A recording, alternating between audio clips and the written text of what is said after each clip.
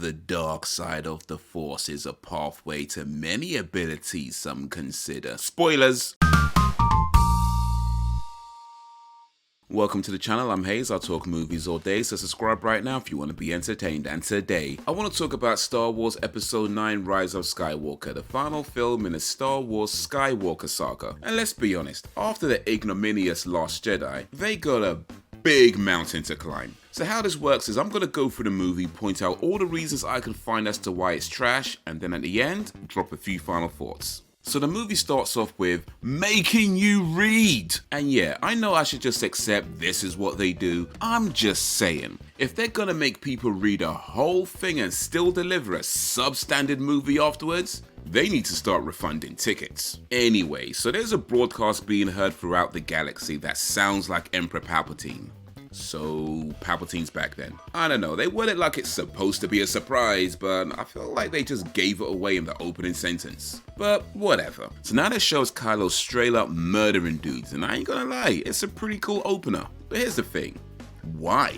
I mean, who are these people that Kylo is killing while looking for the Phantom Menace? Because right now, I'm assuming they're trying to stop Kylo from achieving his goal, which would suggest that the Phantom of the Opera don't want to be found, or at least don't want to be found easily. And if that's the case, then maybe don't put the sat-nav in the middle of the field. I swear, these Star Wars people do not learn their lesson. And if that was supposed to be a test, bro, any pansy with a toothpick could have beaten these guys. How you gonna have a whole army look like the robot from Power Rangers got drafted into World War II? I don't know, maybe it's because I've been recently playing Final Fantasy VII, but these guys really look like those failed Sephiroth clones. So apparently this Phantom Emperor has been every voice in Kylo's head, which, to be fair, I guess that kind of explains why Kylo was praying to the burnt mask of Darth Vader in The Force Awakens, because the voices in his head lied to him about Vader and never told him that his granddaddy went back to the good guys in the end. But that would suggest that his parents never told him much, if anything, about his granddad either.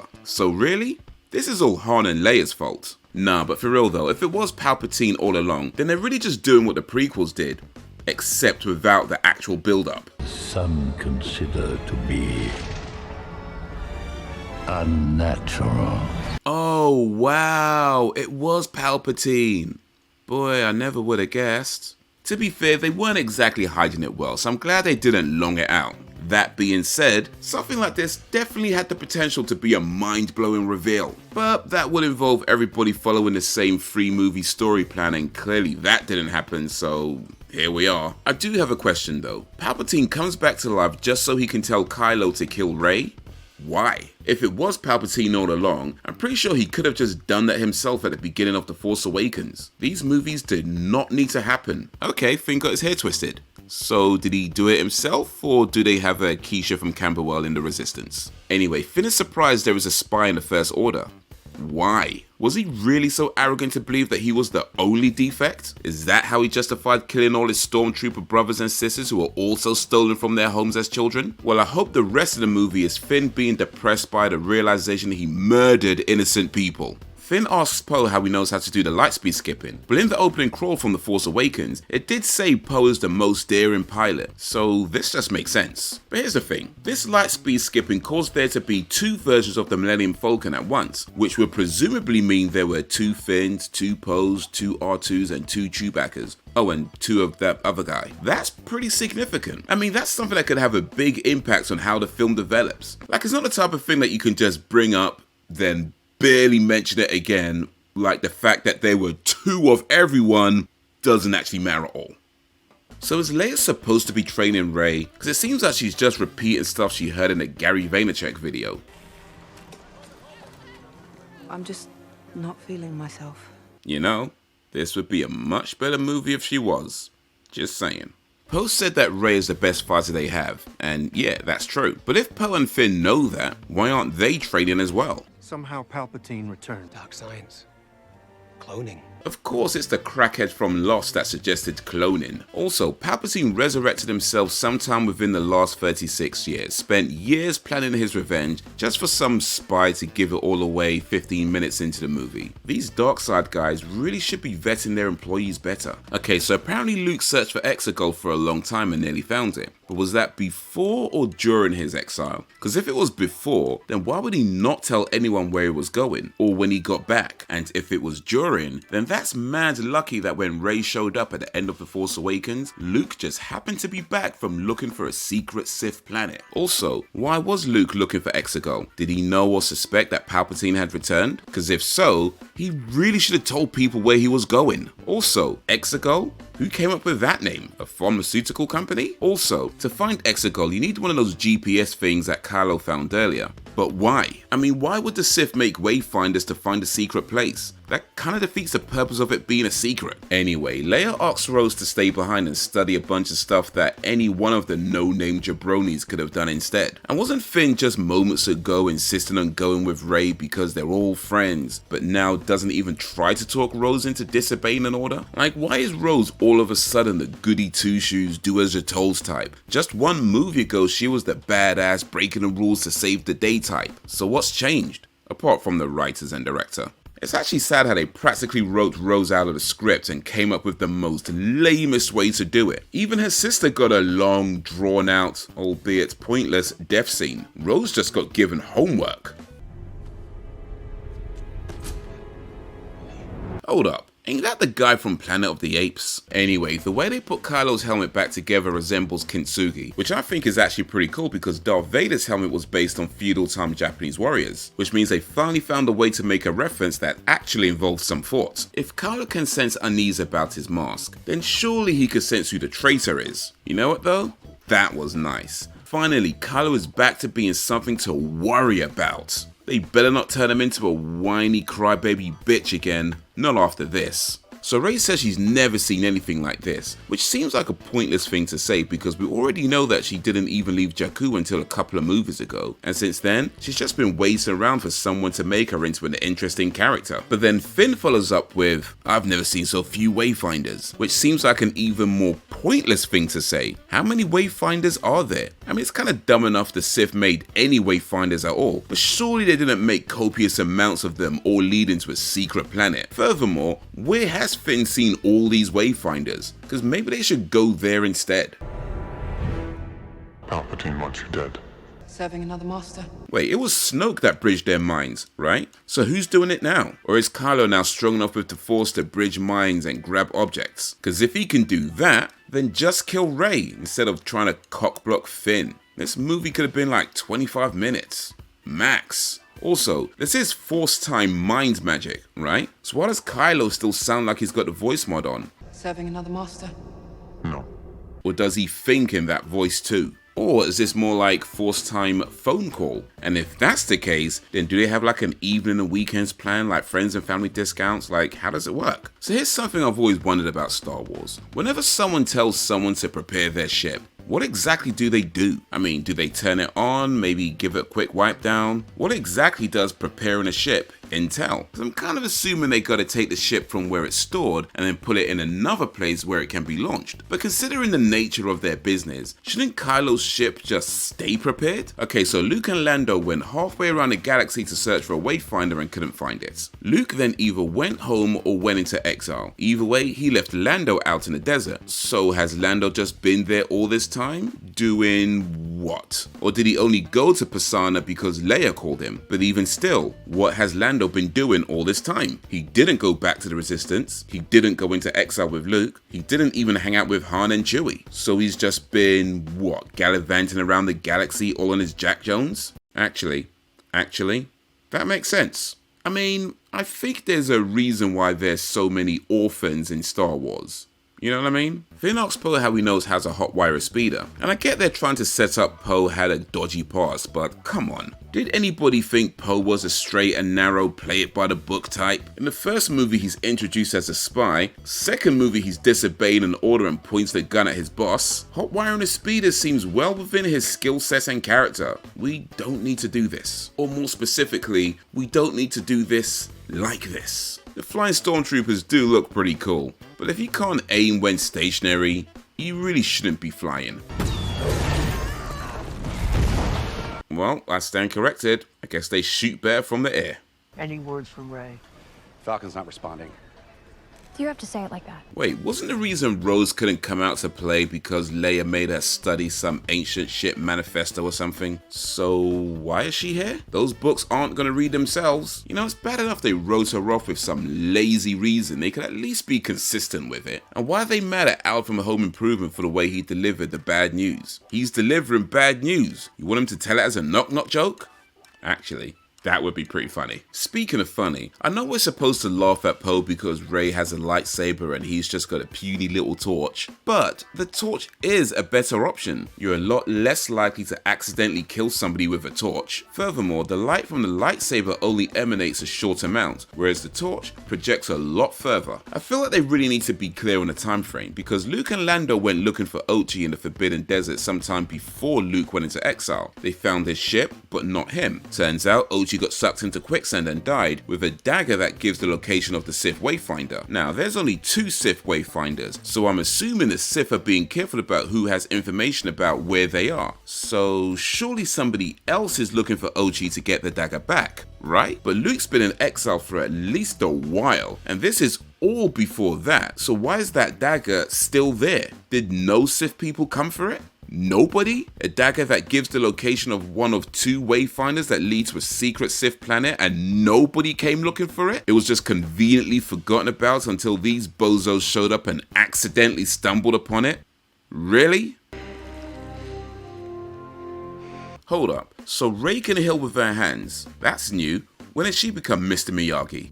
Remember how everybody was calling her a Mary Sue? Chewie, tell Rey we gotta go. Why is Chewie taking orders from any of these guys? He's the most experienced one there. Shouldn't he be in charge? Oh yeah, that's why, because he's always getting caught. Chewbacca is a 250-year-old Wookiee warrior, and I swear this guy gets captured more times than Princess Peach. Kylo died in this scene. Finn tells Rey it wasn't her fault she kills Chewie. I know he's trying to comfort her, but come on. How are you going to tell the lead woman that she was being controlled by a man and think that's going to make her feel better? Are you dumb? But to be fair, it's not Rey's fault. Rey's original plan was to go alone. Everyone else insisted they go with her, and Chewie's been around long enough to know the risk, so Should've known better.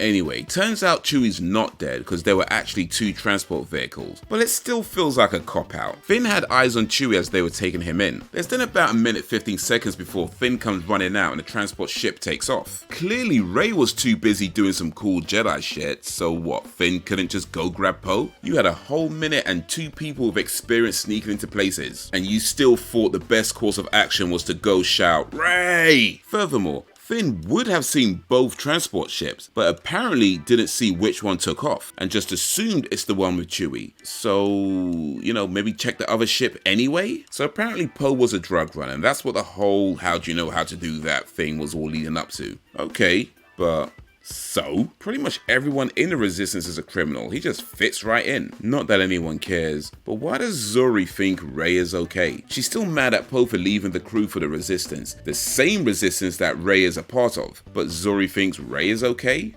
Why? Furthermore, apparently Zori was in a bit of a sticky one when Poe left, so it really shouldn't matter how much she thinks Rey is okay. Turn them all in and collect the bounty, acting all mad just to forgive them a minute later? No way Poe was that good. Also, why is Finn making fun of Poe for being a spice runner? At least Poe knows who his daddy is. Anyway, since when did you need a medallion to get on First Order ships? They've always used clearance codes, which, to be fair, did not serve them well. But why switch to something that's far more easily exploitable? It's actually a terrible idea to shoot out the cameras, because whoever's monitoring them would see 2 camera feeds missing and know exactly where to go. Wait, so they left their ship in the middle of the hangar bay? Seriously? So Rey's parents sold her to protect her. Clearly that didn't work. Also, they sold her? If protection was the priority, why sell her to the local scumbag? Wasn't there an uncle, an auntie, a cousin, a friend, a teenage babysitter, just someone they could have given Rey to look after her? Instead, they sold her to GameStop of all places, just to end up a couple of dead drunks in a pauper's grave? Nah, they did not think this through. So Hux is the spy. I mean, I ain't gonna lie and say I saw that coming, cause I didn't. It was more like, I don't even care. Hux went from no-nonsense general to bumbling bitch to We just ran out of ideas. Also, Hux said that he doesn't care if the Resistance win, he just wants Kylo to lose. Okay, but surely there are far better ways to make Kylo lose that don't involve giving away a plot twist to the enemy at the beginning of the movie. Like, I don't know, he could have just poisoned his Ribena or something. You're his granddaughter. You are a Palpatine. Rey is Palpatine's granddaughter? And Palpatine knew from when she was young that she had his power? Oh, so that explains why Rey just suddenly drops dead when she was a child and these movies just never happened. So how is it that Palpatine knows that Rey is his grandchild and that Kylo was the grandchild of Vader, but doesn't know that Rey and Kylo are a dyad in the Force? I mean, if Kylo can figure it out. Also, Palpatine came back from the dead and had sex with someone? But who? And where is this necrophiliac now? Matter of fact, is she a necrophiliac? Rey was about 5 years old when her parents left and they look around 25 to 30, which means Rey's dad was between 5 and 10 years old when Palpatine dies the first time. So where was he throughout episodes 4, 5 and 6? Not even a mention? I guess to be fair, Palpatine was probably a rotten father, but surely Darth Vader would have known about an Emperor's offspring, right? So you're telling me that in the 30 plus years between episode 6 and episode 7, with Luke searching for Exegol, at no point did Darth Vader's Force Ghost come back to tell Luke about Palpatine's kid? Because that seems like very pertinent information that could have helped. Rey, I know you. No, you don't. You just been trying to smash for 2.5 movies. I mean, I get it. I understand. Stormtroopers probably don't have too many options. But you gotta give it up, bro. You so deep in the friend zone, Chicago gonna name a pizza after you. They're gonna call it the Finn Base. So Palpatine can use Force Mind Magic to talk to Kylo from Exegol. That ain't no surprise. But surely that means he knows Kylo was trying to put the moves on Rey and plot against him. I mean, if he can get inside Kylo's head and Palpatine made Snoke, then surely he knows that, right? So why not just kill him now? Make his head explode or something? How are these Siths and Jedi supposed to be so powerful with the Force but never actually use it to just solve all their problems? Wayfinder's there. So they're just gonna rip off the Goonies now? Also, how did Rey know she was standing in the exact spot needed for the edge of the blaze to line up with the ruins? Remember how everybody was calling her a Mary Sue? But here's the thing about his Wayfinder and the whole only this blade tells thing. Somebody hid the Wayfinder inside the ruins of the old Death Star, then stood a few miles away to draw out the edge and put it on the only blade that tells. So we're supposed to believe that in all this time there was never any kind of strong wind or adverse weather that moved pieces of the wreckage? Cause that ocean looks ferocious. Also, once they get the Wayfinder, that blade is pretty useless. I mean, you could probably still stab people or use it to pick your teeth, but the next person looking for the Wayfinder is gonna run into some major disappointments. So Finn finds out that Jana and the other hobos are all former stormtroopers and claims he didn't know there were other deserters. First of all, I'm calling bullshit on that. Of course he knew there were others, especially knowing that they were all kidnapped as children. No way he really believed he was the only one. And B, now that you do know, I hope the guilt of killing your stormtrooper brothers and sisters who may have also wanted to escape eats you up inside. I hope the ghosts of dead stormtroopers haunts you till the end of time. I hope every time you take a shit it goes all around the side. And when you go to bed at night you can do nothing but cry because the whole room is lit. And it seems you can't sleep with the light. Sucker! Anyway, of course Rey can ride a skimmer in high tide. Remember how everybody was calling her a Mary Sue? So Finn gets mad at Poe because Poe didn't want to do something stupid. Finn then gets in another skimmer, goes to the ruins just so he can shout, Rey! Honestly, this is just pathetic at this point.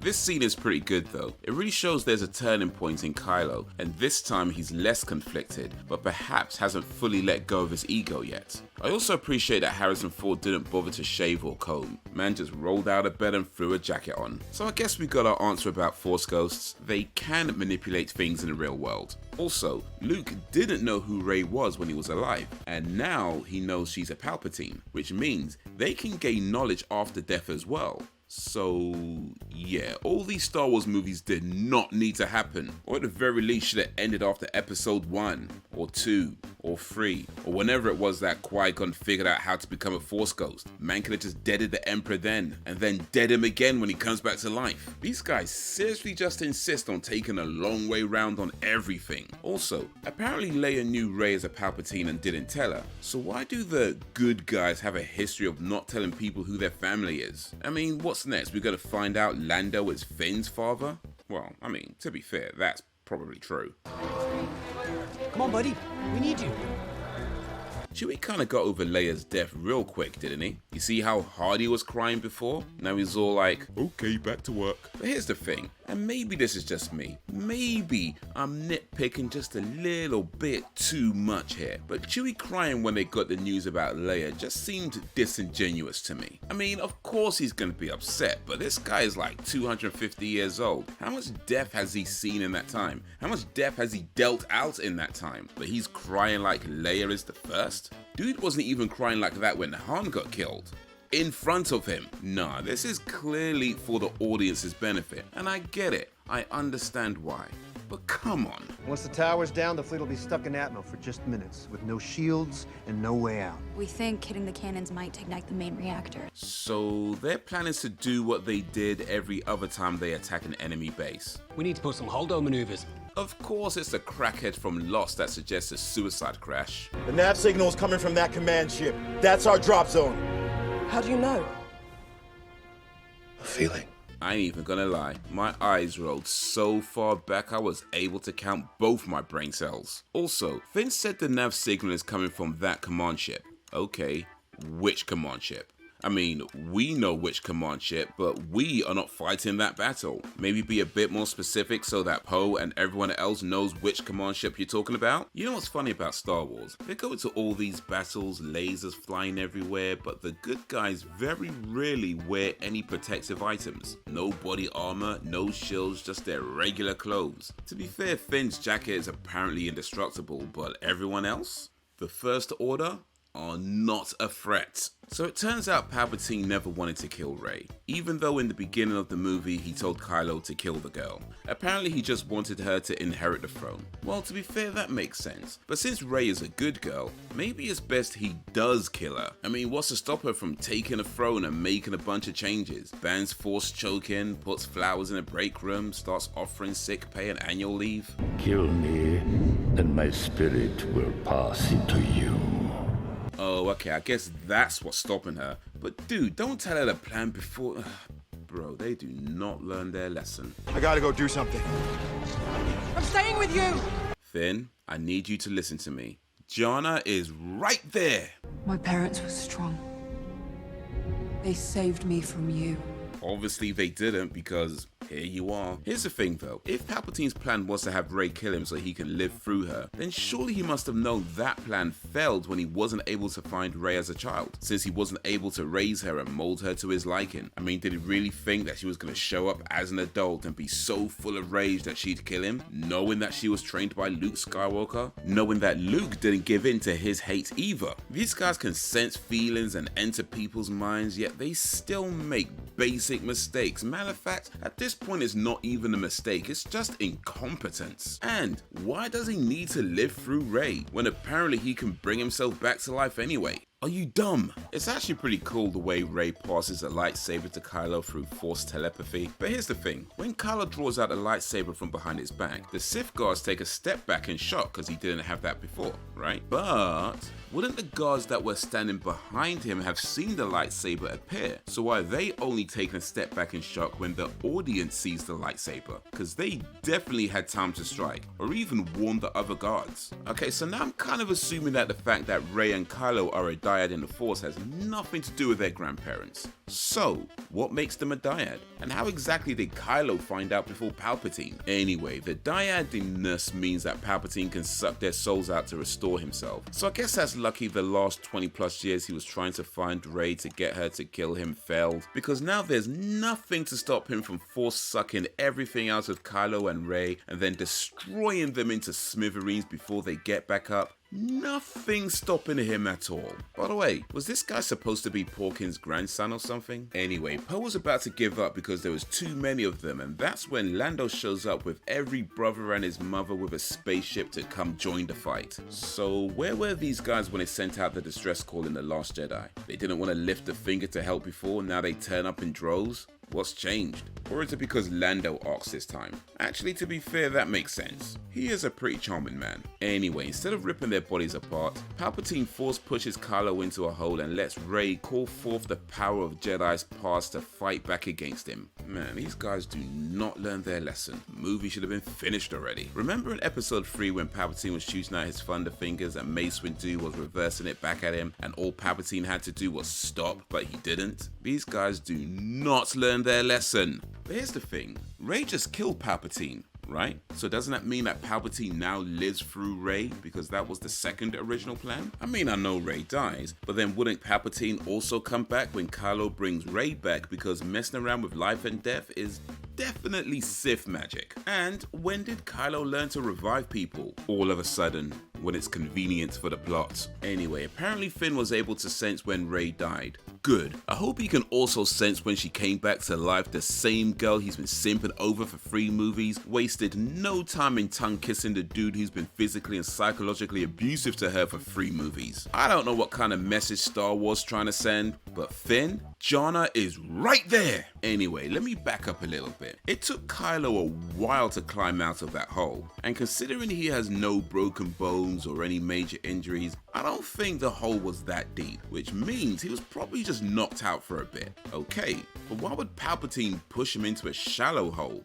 Are you dumb? The movie ends with everybody celebrating Palpatine's possible death. Everyone's hugging and cheering, and Jana realizes that Finn is a lost cause, so goes off gallivanting around the universe with a man old enough to be her father. Just saying, you might want to be careful how close you get to this guy. Anyway, Rey goes to Uncle Owen's house on Tatooine to bury the lightsabers, and then an old lady demands to know her name, which, first of all, rude. It's not hard to say please. Didn't even introduce herself first. But Rey refers to herself as Rey Skywalker, and apparently some fans didn't like that, but you know what? It makes sense to me. Luke unknowingly made out with his sister, so it stands to reason that his posthumously adopted daughter would unknowingly make out with her cousin. Just saying. Apparently it runs in the family. Alright, so before I get into my final thoughts, if you liked this movie, check out these movies. All of them are the final movie in their respective film series. Their producers never made any more follow-ups after these. Ever. Because they knew when to stop. They knew when to stop. So let's talk about Star Wars Episode 9 Rise of Skywalker, which for better or worse is the final movie in the Skywalker Saga. I saw this movie in a cinema when it came out, and I think my thoughts at the time was something like, they did the best they could with what they had. And now, watching it again years later, I still pretty much think that. I mean, maybe not the best they could, but considering the absolute kick in the testicles that was The Last Jedi, it was kinda inevitable they were gonna have to stick their hands elbow deep in their asses to pull something out. I think the biggest problem with the 3 movies is that there clearly wasn't an overall plot or story guide, and if there was, then that definitely got thrown out. So by the time we get to Rise, it just feels like they're trying to build a castle on cake mix. I mean, they had some pretty solid ideas in my opinion, like Poe having this criminal past that no one knew about, C-3PO being unable to translate the Sith text without losing his memory, and, although maybe a little controversial, I thought Palpatine's return was a pretty good move too. The issues lie more in the execution. Like, if you're gonna bring Palpatine back, they probably shouldn't have killed off Snoke in the second film. Definitely shouldn't have practically given away Palpatine's return in the opening crawl, and maybe have some ever so subtle hints that Snoke has a boss too. And with Poe and C-3PO, along with a lot of other things in the movie, it felt like they were pulling punches. They had a little build up to create some anticipation about Poe's past, and then all it was is that he used to be a spice runner. So? I mean, drugs are bad of course, but so? And with C-3PO, the whole thing about his memory going and the R2 units being unreliable backups, they had this whole touching moment about taking one last look at his friends, and then in the end, it was fine, you know? So that was a pointless thing to bring up. It also does some things that are very much purely for the audience's benefit, which I get why, you don't want to confuse people, but a lot of it made no sense in the context of the film. And also, these Knights of Ren guys, how many times do they have these cool, badass shots just to do nothing with them? Or come to think of it, were they supposed to be the gods that Kylo was fighting on Exegol? Because if they were, that wasn't clear. And why would they be fighting him anyway? I mean, did Kylo send out a message on the First Order WhatsApp group chat to let everyone know he's a good guy now? Oh, and how are we 3 movies into this trilogy and Rey is still the least interesting character? Ain't she supposed to be the star of these movies? For me, the 2 most standout characters were Poe and General Pride. And yes, even though I think they were pulling punches on Poe's past, overall his character was pretty consistent. Willing to take risks, but not willing to jeopardize the mission. And between him, Finn, and Rey, Poe was the only one making smart choices. Rey was...